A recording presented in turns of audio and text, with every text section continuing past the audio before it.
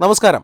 ചെങ്ങന്നൂർ ഭാസ്കര കാർണവർ വധക്കേസിൽ ശിക്ഷ അനുഭവിച്ച ഷെറിൻ എന്ന് പറയുന്ന കൊടും കുറ്റവാളി 3 ജീവപര്യന്തത്തിന് ശിക്ഷിക്കപ്പെട്ട ഷെറിനെ കൃത്യം 14 വർഷം തടവ് ശിക്ഷ പൂർത്തിയാക്കിയ ഉടൻ പുറത്തേക്ക് വിടാൻ, അതായത് ജയിൽ ശിക്ഷയിൽ ഇളവ് നൽകി പുറത്തേക്ക് വിടാൻ മന്ത്രിസഭായോഗം തീരുമാനിച്ചത് മന്ത്രിസഭയിലെ ഒരു ഉന്നതൻ്റെ സ്വാധീനം കാരണമാണ് എന്ന് നേരത്തെ തന്നെ വാർത്തകൾ വന്നിരുന്നു.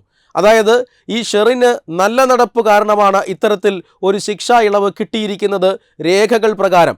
അതായത് ഷെറിൻ എന്ന് മാത്രമല്ല, ഏതൊരു കുറ്റവാളിക്കും നല്ല നടപ്പുണ്ടെങ്കിൽ മാത്രമേ ഇത്തരം ശിക്ഷാ ഇളവുകൾ ലഭിക്കാറുള്ളൂ. പക്ഷേ ഷെറിൻ്റെ ജയിലിനകത്തെ ഒരു ഹിസ്റ്ററി എന്ന് പറയുന്നത് നല്ല നടപ്പ് എന്ന പദത്തിന് യോജിച്ചതല്ല. പലതവണ തടവുകാരുമായി പ്രശ്നങ്ങളുണ്ടാക്കി, പലതവണ ജയിലിലെ ഉദ്യോഗസ്ഥരുമായി പ്രശ്നങ്ങളുണ്ടാക്കി. ജയിലിൽ സ്ഥിരം ശല്യക്കാരിയായിരുന്ന ഷെറിനെ പലതവണ ജയിലുകൾ മാറ്റിപ്പാർപ്പിച്ചു. ഇതൊക്കെയായിട്ടും ഏറ്റവും ഒടുവിലായി നല്ല നടപ്പ് റിപ്പോർട്ട് എങ്ങനെയാണ് ഷെറിന് കിട്ടിയത്?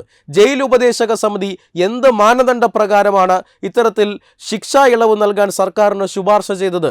മന്ത്രിസഭ ഈ ശുപാർശ എന്തുകൊണ്ട് അംഗീകരിച്ചു? ഇത്തരം ചോദ്യങ്ങൾക്കൊന്നും സർക്കാരിന് ഇതുവരെ ഉത്തരം പറയാൻ സാധിച്ചിട്ടില്ല.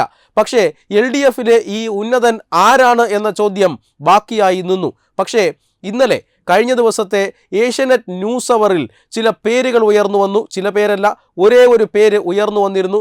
കോൺഗ്രസ് നേതാവ് ജ്യോതികുമാർ ചാമക്കാലയാണ് ആ പേരുന്നയിച്ചത്. അത് മറ്റാരുമായിരുന്നില്ല, നമ്മുടെ പൊതുഗതാഗത വകുപ്പ് മന്ത്രി ഗണേഷ് കുമാറിൻ്റെ പേരാണ്. ഗണേഷ് കുമാറാണ് ഷെറിൻ്റെ മോചനത്തിന് വേണ്ടി സ്വാധീനം ചെലുത്തിയത് എന്നാണ് ജ്യോതികുമാർ ചാമക്കാല പറഞ്ഞത്. അതായത് തികച്ചും നിയമവിരുദ്ധമായി, മാനദണ്ഡങ്ങൾക്ക് വിരുദ്ധമായി, ഉന്നതരുടെ സ്വാധീനം ഉപയോഗിച്ചുകൊണ്ട്, അതായത് ഗണേഷ് കുമാറിൻ്റെ ഓഫീസ് സമ്മർദ്ദം ചെലുത്തിയതിൻ്റെ ഭാഗമായിട്ടാണ് ഇപ്പോൾ ഷെറിനെ തുറന്നു വിട്ടിരിക്കുന്നത്. ഷെറിൻ നിരവധി തവണ പരോളിൽ ഇറങ്ങിയിട്ടുണ്ട്. അസ്വാഭാവികമായി ഏതാണ്ട് 500-നടുത്ത ദിനങ്ങൾ ഈ ഷെറിന് പരോൾ ലഭിച്ചിട്ടുണ്ട്. ഈ പരോളിൽ ഇറങ്ങുമ്പോഴെല്ലാം ഷെറിനെ കൂട്ടിക്കൊണ്ടുപോകുന്നത് ഗണേഷ് കുമാറിൻ്റെ സന്തത സഹചാരിയായ പ്രദീപാണ് ഓരോ ദിവസവും പോലീസ് സ്റ്റേഷനിൽ ഹാജരായി ഈ പ്രതിയോടൊപ്പം, അതായത് ഷെറിനോടൊപ്പം ഹാജരായി ഈ കോടതി നിർദ്ദേശപ്രകാരമുള്ള സീൽ വാങ്ങുന്നത്.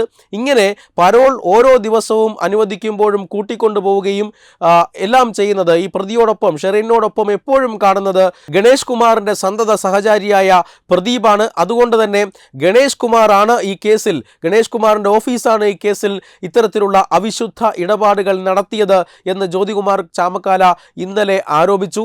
മാത്രമല്ല, ഈ ആരോപണത്തിന് മറുപടി പറയണമെന്നും ഇതിൽ തെറ്റാണെങ്കിൽ നിയമ നടപടി എടുക്കണമെന്നും അദ്ദേഹം വെല്ലുവിളിച്ചു. മാത്രമല്ല, ഗണേഷ് കുമാറും ഈ കൊടും കുറ്റവാളിയായ ഷെറിനും തമ്മിലുള്ള ബന്ധമെന്ത് എന്നുള്ളതിനെക്കുറിച്ച് മന്ത്രി മറുപടി പറയണമെന്നും, ആവശ്യം വന്നാൽ ഇതിനപ്പുറമുള്ള തെളിവുകൾ, ഈ ഒരു വെളിപ്പെടുത്തലിനപ്പുറമുള്ള തെളിവുകൾ ഈ ബന്ധത്തെക്കുറിച്ച് പുറത്തുവിടും എന്നുമാണ് ഇന്നലെ ന്യൂസ് അവർ ചർച്ചയിൽ ജ്യോതികുമാർ ചാമക്കാല പറഞ്ഞത്. എന്തായാലും ഒരു കാര്യം ഉറപ്പാണ്, ഇപ്പോൾ ആ ഇടപെടൽ നടത്തിയതാര് എന്ന ഒരു പേര്, അതിൻ്റെ ഒരു ആരോപണം എന്ന രൂപത്തിൽ ഇപ്പോൾ പുറത്തു വന്നു കഴിഞ്ഞിരിക്കുന്നു. എന്തായാലും ഈ ആരോപണങ്ങൾക്ക് മറുപടി ഇതുവരെ ആരും പറഞ്ഞിട്ടില്ല. ന്യൂസ് അവർ ചർച്ചയിൽ പങ്കെടുത്ത, അതേ ചർച്ചയിൽ തന്നെ പങ്കെടുത്ത LDF പ്രതിനിധി പറഞ്ഞിട്ടില്ല. ഒരു മന്ത്രിക്കെതിരെയാണ് ഇപ്പോൾ ഒരു ആരോപണം വന്നിരിക്കുന്നത്. തീർച്ചയായും ആ മന്ത്രി പ്രതികരിച്ചിട്ടില്ല, ആ മന്ത്രിക്ക് വേണ്ടി മുഖ്യമന്ത്രി പ്രതികരിച്ചിട്ടില്ല. എന്തായാലും ജയിലിൽ കിടക്കുന്ന ഒരു കൊടും കുറ്റവാളി എങ്ങനെ ഈ മന്ത്രിയെ സ്വാധീനിച്ചു എന്ന ഒരു ചോദ്യം ബാക്കിയാണ്. അതിനും ആ പാനലിൽ അല്ലെങ്കിൽ ആ ചർച്ചയിൽ തന്നെ പങ്കെടുത്ത മറ്റൊരാൾ, അതായത് ഈ കേസിലെ 1ാം സാക്ഷിയായിരുന്ന ഒരാൾ പറഞ്ഞു, അതായത് ആരെയെങ്കിലുമൊക്കെ സ്വാധീന വലയത്തിലാക്കാൻ വലിയ മിടുക്കുള്ള ഒരാളാണ് ഈ ഷെറിൻ. അതുകൊണ്ട് തന്നെ മന്ത്രിയെയും സ്വാധീന വലയത്തിലാക്കിയേക്കാം. കാരണം പത്തനാപുരം പോലീസ് സ്റ്റേഷൻ പരിധിയിലാണ് ഈ കുറ്റവാളി താമസിക്കുന്നത്. അതുകൊണ്ട് തന്നെ പത്തനാപുരം പോലീസ് സ്റ്റേഷനിലെത്തി ഈ പ്രതിയെ അനുഗമിക്കുന്നത് മന്ത്രിയുടെ ഏറ്റവും അടുത്തയാളാണ്. അതുകൊണ്ട് തന്നെ തെളിവുകൾ സ്റ്റേഷനിൽ തന്നെ ലഭ്യമാണ്. ഇത് തീർച്ചയായും അന്വേഷിക്കണം. സ്പെഷ്യൽ ബ്രാഞ്ചും അതുപോലെ തന്നെ ഇൻ്റലിജൻസിനുമൊക്കെ ഇക്കാര്യങ്ങൾ കൃത്യമായി അറിയാവുന്നതാണ്.